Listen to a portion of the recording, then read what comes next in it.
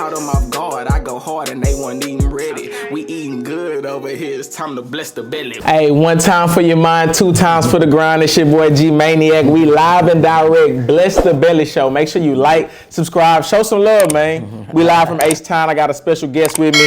As you can see real quick, the Bless the Belly jelly hoodies are in stock. I better go rock out with that, you know what I'm saying? Because your boy got his own jelly, man. New product on the market. You feel what I'm saying? That's live, man. I'm proud of you, man. Man, listen, right now, thank you, brother. I'm proud of you. Right. SUC Jhaime. That's how you pronounce it, right? Jhaime. For the people who don't know, SUC Jhaime, legendary producer here in Houston. Been making so many hits since I was a kid. I grew up to a lot of the different tracks that you done created. Man. And man, he's here right now. I said I got to get some of the underdogs, some of the beautiful people of Houston who've been doing their thing forever to come on the show and represent with you, boy. So thank you for coming, man. Man, I'm proud, just glad to be here, man. And you know, even though we had conflicting schedules, man, now we finally able to come and, you know, be a part of this awesome show I've been checking out. And, you know, I'm proud of you for doing what you do, man. Thank you, bro. Keeping it 1,000 and then reaching back to the little old me's and the people that, you know, probably tried to, you know, they're still here doing their thing and not getting the, you know, the just flowers until we out of here. You know I'm telling you, man. We appreciate you for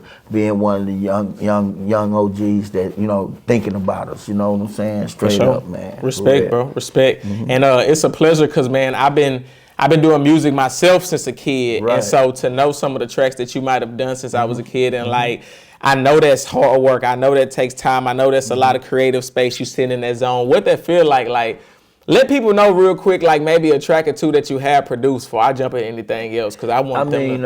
you know, when they, you know, I go all the way back for being the vocalist on Clean Up Man by Willie D. That's 3 million sold at the time.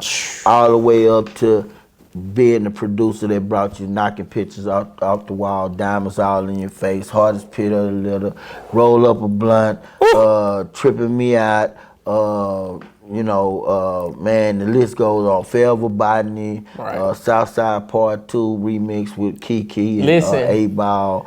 Hits! You know, just plenty, you know, plenty of the, from Rap-A-Lot to you know, you know, excuse me, from Rap-A-Lot to Jam Down to, you know what I'm saying, to Botany Big Shots to all some of the biggest labels, Def Jam with Code 3 and, you know, Outburst Records with Domino and all that. I've been all over doing music for 40 years almost now. For real? Yeah. Dang. Straight out of Memphis, Tennessee to Houston. Yeah. From Memphis to Houston. I got an album called From Memphis to Houston that I just released about a few years back. So it's just chronologizing what I've done, you know, the passion I've had for it. It's not just the money, but I made money. Right. So made money when people wasn't thinking you could make money in Houston music. You know, my first record came out in 1985. So, you know, so you've been putting it down. Yeah, I'm credible for one of the first hip hop slow jams in music history. What's that? A song called Is It Good? It played in Houston in 85, 86. Kids Jam first introduced it, and then, you know, at the time we had KYOK back in the day, and it played it, and of course 102 and 94 Love 94. So we had the stations that you know, a lot of stations supported the record, you know, and first time a group came out with a rap slow sex song called Is It Good? 1985 in H-Town? Acres Home for Lil, that's where we landed, that's where we came out of. Yeah. Booker T. Washington breaded me to, you know, in the music, and I was doing talent shows. They called me Prince and all that, and I came up into the real music world, you know, first coming out at 19 years old. With a hit, And from Memphis, so you moved from Memphis to Houston in what year? I moved from Memphis to Houston in 81. 81. Got here, I wasn't here long before, you know, people knew who I was, because I was always in the talent shows and, you know, and dancing and, you know, winning dance contests, you know. So I was always in it from the day gate when I came here. You know, so that's a blessing, man. To be in music so long and to have a catalog so long, bro. Right. So large at that, really. Right. Long, large, like however you want to put it, because I feel like music, you know, it's funny because music used to be kind of like strategic. Well, I guess now it's more strategic. People are doing it just for the club or just for this. But music back in your time used to just be you wake up and this how you feeling. It might be a vibe. It might be something that happened. It might be something you seen. It might be something happened to your family member. You know what I mean? Right. And as a producer, what mode did you have to be in to like get that sound? Like you said, did you say diamonds all in your face? Yes. Like, come on, bro. That's what I'm saying. I feel like to C-No. Thank you to C-No. Many don't know C-No actually was when he came from Bryan, Texas. He actually was in Acres Home till he was like 8, 9 years old. So C-No, thanks to C-No, and you know we did the song and I took it. Because C-No wasn't trying to free C-No, by the way. Love that kid. C-No, man. That's my boss, Botany Boy, boss for life.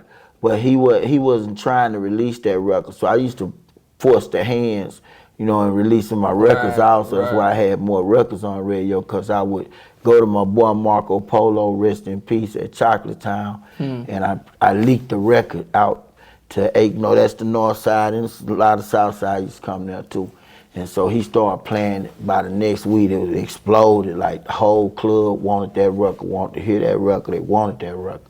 So that's what made 97.9 The Box, T. Gray, tell him, man, it's another record you got. Where is it? I like Hold It Down, but where is that record? And he said, let me find it. He went through the thing. He said he didn't want him to hear it because he wanted to wait. And once he heard it, T. Gray put that joker right on, and y'all loved it from the jump. So thank y'all. That changed my life with Houston rap world, because I've been in R&B hip hop, but that changed my life in Houston rap world. Yeah. One time for The Box, man. I used to work for 97.9 The Box back from like 15 to like COVID hit, man. That's when Robert Scorpio was there. Okay. You know, not the other one. That's when Robert Scorpio was there. Yeah, he was giving H-Town, Screw, and all us a chance to really get heard. You know what I'm saying? No matter what this or what that. He gave us a chance. It's really going down. Yeah, so when y'all heard that stuff, shouts out to Robert Scorpio for being the man that opened up the radio so we all can eat. So a lot of this stemmed from us paving the way to get the chance so we all can eat. Right. So it kind of bothers me when, you know, the young OGs and young Gs is not recognizing that part, you know, like that, you know, that's what keep the network flowing. And like I told you earlier, you know, ATL, they fall off, but they come back on because they got such a dominant network where the young Gs and the OGs do work together and they keep it going, you know what I'm saying? So that's what I'm hoping H-Town get back to. Man, we need it, bro. Unity is everything, man. Unity is in community. You know, we really got to stick together and like push each other's music. Do you feel like it's because Houston is huge, or do you feel like because maybe like the internet has made everything like more glitz and glamour? And you know, Houston is also an independent city, so like everybody want their own record label, their own clothing line, rather than coming together, kind of pushing one sound. Screwed Up Click, that's like a diamond. That's like something that you really don't see no more. Besides, like, the TSF movement was pretty dope. I mean, it's pretty dope. You know what I mean? We made one. No disrespect. I didn't want to get too far from the question. I apologize. No, go ahead. No problem. But we made one dominant mistake, especially at Screwed Up Click. We made one mistake, and I used to ask Screw that. I said, man, why you don't put everybody under one umbrella? That's a dominant thing when you had that one umbrella all forging together. But Screwed Up Click wasn't one umbrella. It wasn't one umbrella. It was so many other labels coming in, but I wish there would have been Screw Presents, you know, like with one label. Screwed Up Click Records, how he had it, and they all come off that label, because that shows power and it shows force. The independent helps us being independent, but it hurts us that everybody want to be heads, chiefs instead of chiefs in different departments. Right. Not just want to be the head man on because you own your label, but you get to learn how to actually run a label by that mother label, and then they can stretch off and still make money together. Right. This is the way we should have done it, but it was too many independent know-nothings. I'm sorry to say it, but they did not know about how to pay royalties, how to make sure the producer get the budget and control the studio budget, not the artist. So the artist get mad at their producer, he don't use you no more. Now the sound dissipate. Those are the things that Houston missed. And by me growing up around my father, who was in Stax Records in Memphis, Tennessee, and people like that dealing with major labels that became major labels with black people in big leadership, I knew how to really do that. My stuff was copyrighted when I was 16. So I knew that. I knew about being with BMI. Yeah, I've been getting BMI checks ever since I was 17 years old. So I knew this stuff. But don't you feel like that's a blessing to have? Everybody don't have it. Well, think about somebody from the hood. It went to waste though, because I fought for a city who didn't even allow me to explain that to them and how to make that work so we all can get paid. Let's be real. I only got one royalty check from this particular city from one company that's paid in full records, and that was Mad Hatter. But royalty checks wasn't even thought about. We laid a bad foundation with the first record label. I'm proud of what my big brother did, but at the same time, a lot of things got left out that keep me looking at it like, wait a minute. If we want to gain respect, let's correct our wrong. You know, I'm dealing with things with Lil Flip. One thing I told him, we ain't mad at each other, we not fighting. Just let's correct it. You know what I'm saying? So when it comes to us as a whole, we have to do this. We can't continue to, you know, do the old process that was happening at the first time where we put more into the ceramics than into the music, into the material, into the videos, into the promoting nationwide, $350,000. That's the starting price now. It was $250. I forgot. Yeah, they said it was $250. Radio. You want to get your artist $350? Man, $350 now. It was $250. Now it went up because radio's still important. It's very important. Internet, yeah. Radio makes you a major star on some other stuff. You feel me? So you have to have it. You feel me? So, you know, we're not putting money in that. We're putting money in the ceramics, the looks. You know what I'm saying? Make it look good. Make us look fly. You know, let's get the diamonds, let's get the cars. Now, that's the only way I'm going to listen to you, because you ain't got the diamonds and the cars. Yeah, that's how it is, though. People, I mean, the new age, they want you to see a certain look. You know what I mean? They want to see that. Everybody don't have to do that. Yeah. Some people blessed. I've been blessed in this game to live my dream for when you say after 40, like 32 years, where I made a real substantial living and able to, you know, feed my family. So when you able to do that, on some you drink, you love, and some you really, and you know, you really love, that's a beautiful thing. I don't mind making 300.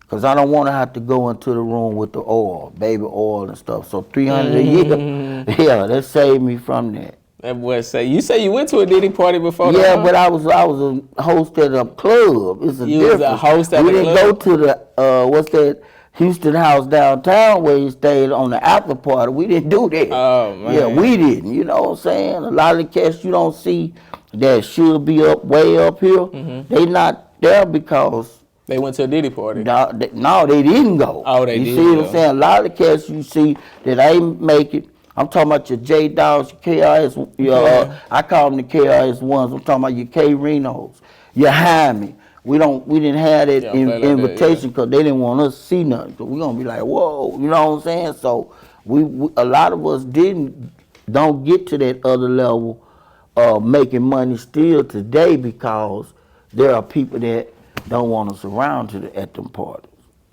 So we dealt with that. So a lot of that's why you see a lot of talented, great stars, great artists that should be mega stars. They not where they should be because we was gatekeep. Like, nah, bro, nah, man, you gonna tell it, nah. See what I'm saying? I ain't worried about what you, I wanna make money. It's all about the money. It's all about the money. I ain't worried about your personal, what you like and what you, I want to make money. I make money with anybody. Everything is a business. Sports I go cut a hit for Elton John right now. You feel me? So, and I could do it. So I don't have no worry about that. I want to see us all make money. Generational wealth for all our kids, not just for your kids. Hey Let's man, stop come stealing on. from each other and let's, make this money. Let's stop scheming. We got a bunch of scheming now in Houston music. Let's stop doing that. Preaching, That's man. what I want to see.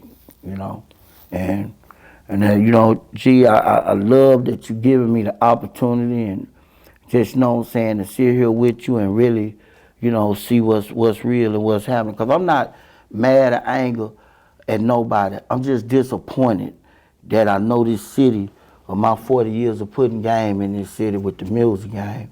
I know this city could be far greater.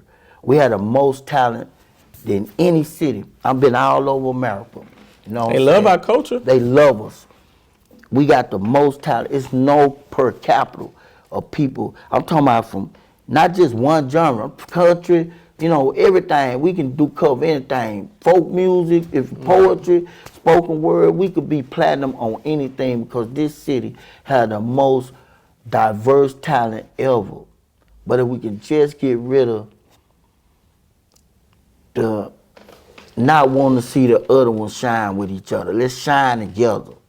Let's shine together. One of my best interviews that I've ever done was this year, and we may not even get to see that interview, because we was talking on the 50th anniversary of hip hop, in which I wasn't invited, wasn't told about it. Last minute, we found out, and everybody, some boycotted because they were like, man, I'm not going to this person, you know what I'm saying? So we had our moments, but we had me and the young man had a interview on it to, voice his opinion, voice my opinion, and it was told to me, I'm shitting on his event, you know what I'm saying, that this is my first time doing this event, Jhaime, and I'm shitting on the event, and I said, nah, bro, I said, you gotta look at, I feel like you shitting on my whole life, my whole career, my whole existence of what I love. This is what I've done. These are the things I've done. I helped create this genre and the paving some of the way, like Wicked Cricket and all, my OG, paved the way for y'all to eat like this. And to not even be invited, to the 50th anniversary of Houston hip hop. That make you feel some type of Yeah, way. man, you shitted on my whole 40 years, so fuck your, one night event, and that's how I looked at it. I may put it the wrong way or, then just people don't like it, but I feel like if we saying we trying to uplift the culture, a lot of people might want to see that interview and see what came from there, how did we end it? And we ended, to me, on a good note, because I was like, hey, man, in life, we have these moments. It may go viral, it might not. It don't matter.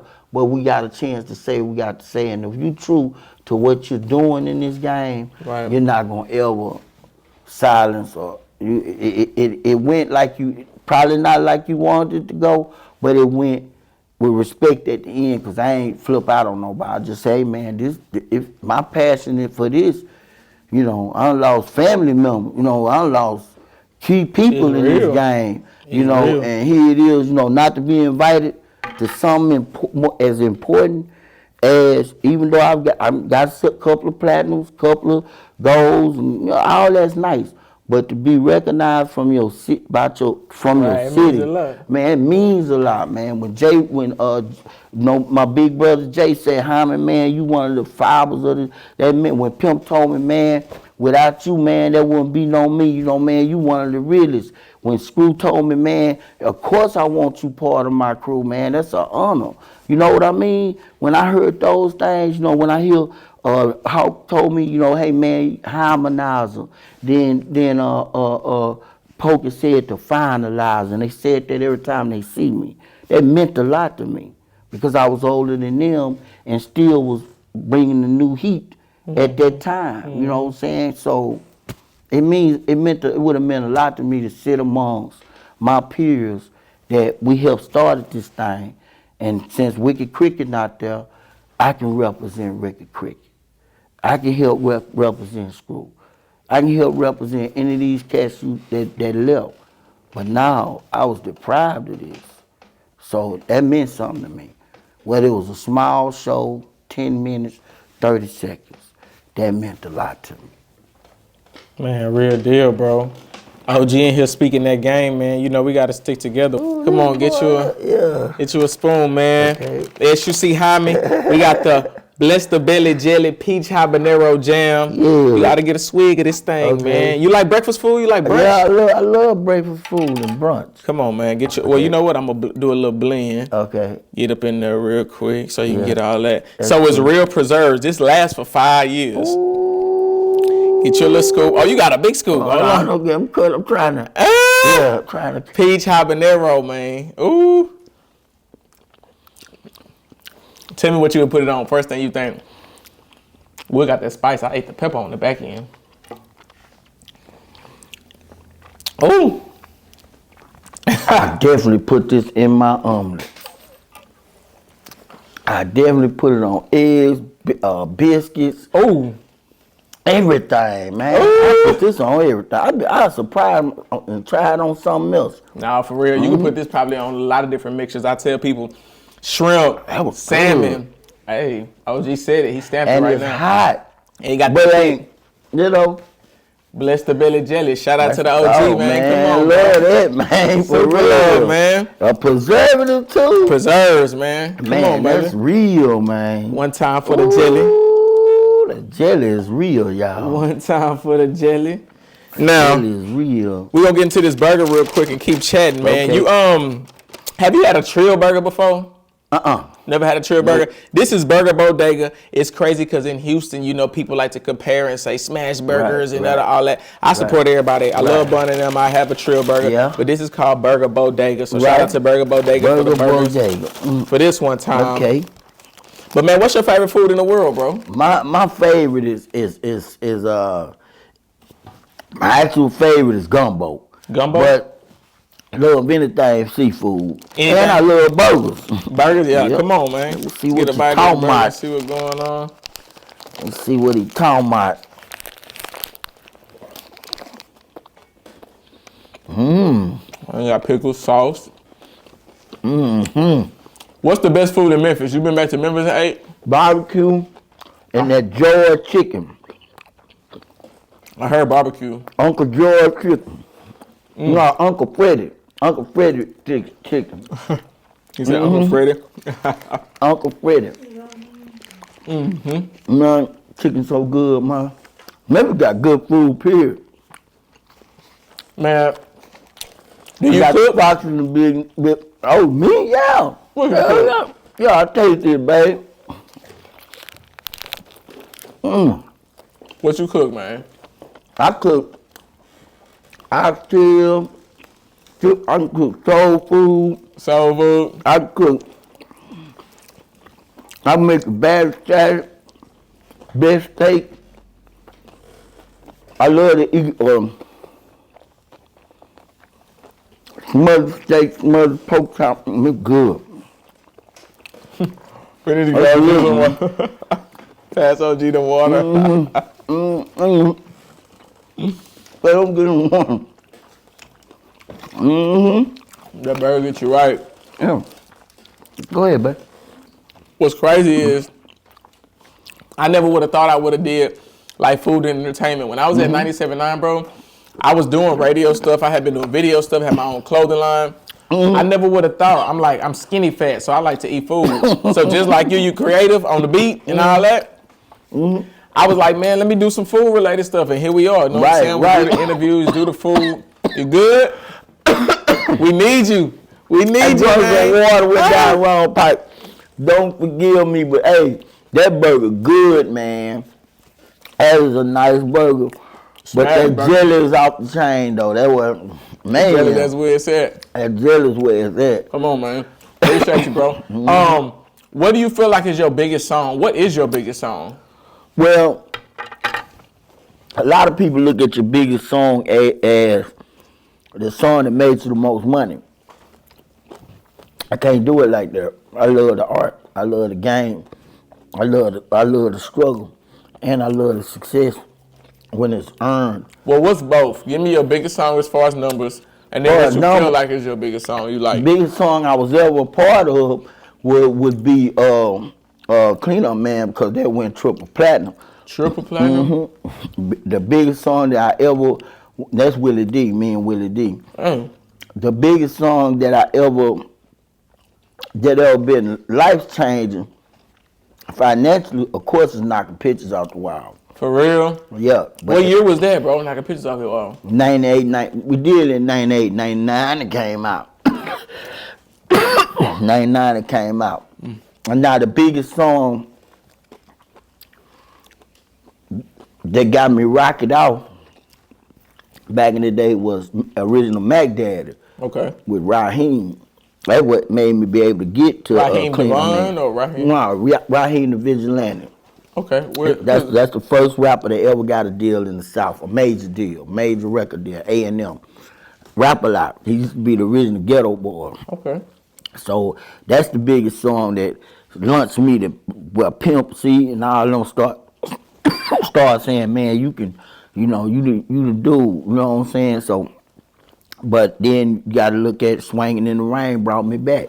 Just me being on the video. A lot of people think I did the beat. I didn't do the beat. Oh, you didn't do the beat? No, sir. You singing?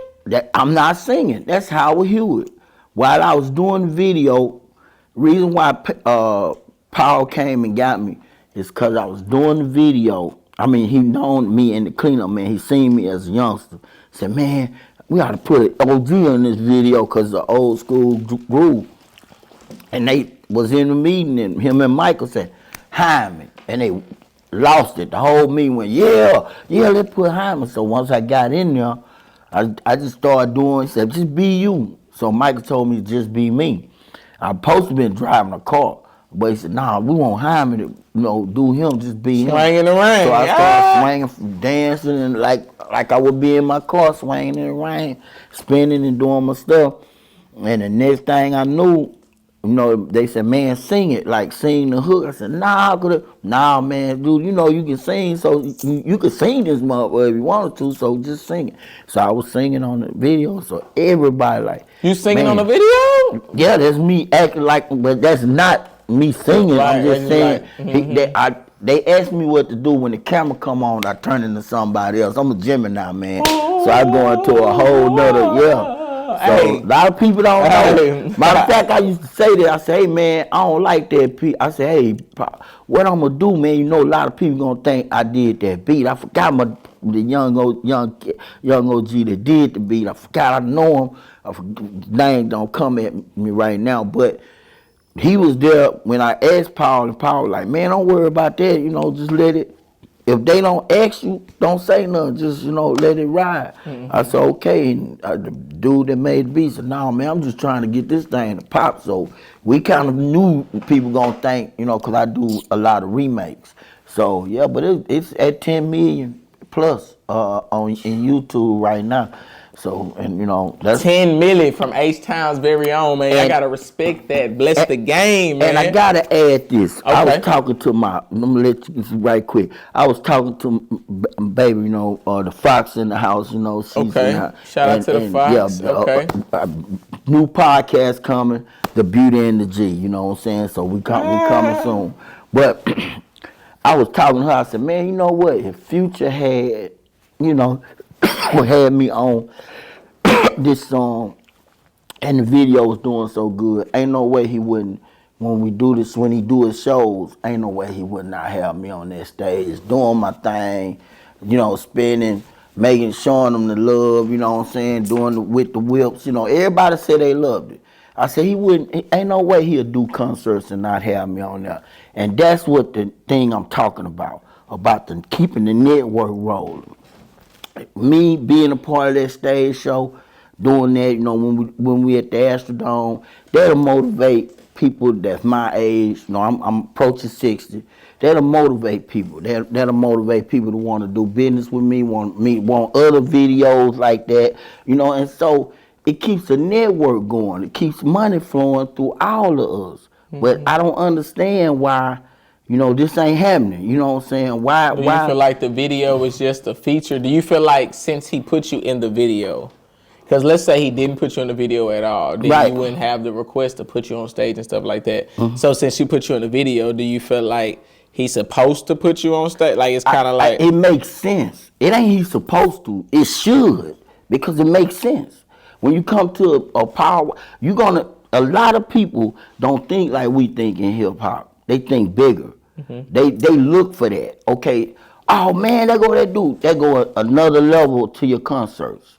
There go people talking about it. So the next show you got is bigger. It helps you too. So it should be. You should think as a businessman, you should want to do that. Right. You know what I'm saying? You know, as a businessman, we ain't talking about what he should do, what he on some moral shit. We talking about the business of music.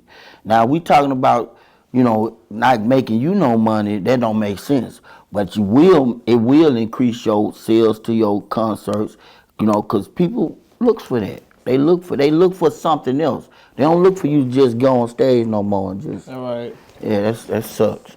I'm probably one of the best entertainers in Texas. Yes. So I know what I'm talking about. If your show suck, you're gonna fall. You ain't gonna never have that. Right. You know, so and that's what we're watching now. We're watching a bunch of people that look like y'all should be glad I made it. Or should be glad I'm on stage. No. It's your duty as an entertainer to give these people their money worth. Make them want to come see you. So what if they get somebody else and not you though? Like it wouldn't matter. It wouldn't make sense. See, that's why I'm saying ATL wouldn't do that. They'll get me because I'm on the video.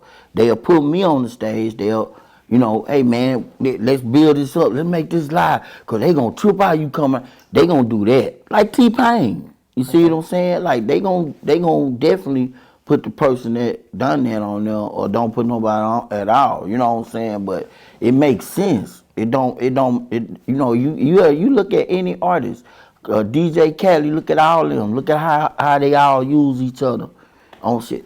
It makes sense. What's one thing you would tell a young up and coming Houston artist that's watching this before we go for show? Because I want them to see from a legend, like you say, you've been in the game for a minute. What's something you would tell somebody that's watching this that might not know what to do, where to go, listening to what you're saying right now, even about the performing and the unity in Houston? What would you tell them? First of all, don't invest your 40 years in one city. Move around. Travel. As you a producer, move around. You an artist, move around. Don't keep that. Don't depend on that one city. You know, to help catapult you. Also, you know, stop shitting on your talent. Like spend some money on it. You know, you spend money on everything else. Spend some money on your talent. Spend some money. I used to hear this. Spend some money on your mouth. My DJ used to say that to all the rappers used to come to Jhaime Production for producing, and he'd say, "Man, make sure you spend some money on your mouth, nigga." You know what I'm saying? Like, cause you want to rap, but you're not putting no money in it. You know what I'm saying? Right. And they say a lot of Houston artists don't put money. And invest. I see Dallas is buzzing real big right now. Finesse two. What his name? 2 times or 3 times. FMG. What his name? He said the same thing. He said, hey, "Man, before I bought chains, I put $300,000 in radio promotion for the nation." You have to do that. You have to put money behind yourself, and above all, a lot of these cats need a producer. They don't know what the difference is. They think a beat maker is a producer. A lot of these cats need directing. They have the sound, but it don't last long because they don't have they don't have the direction that's needed. So that's another thing people needed. You definitely need it. Michael Jackson went and got old ass Quincy. Made history. So that's how it worked. You got the new sound, but you need that producer to put the color to the picture for you, so you'll have some direction and not just be rapping.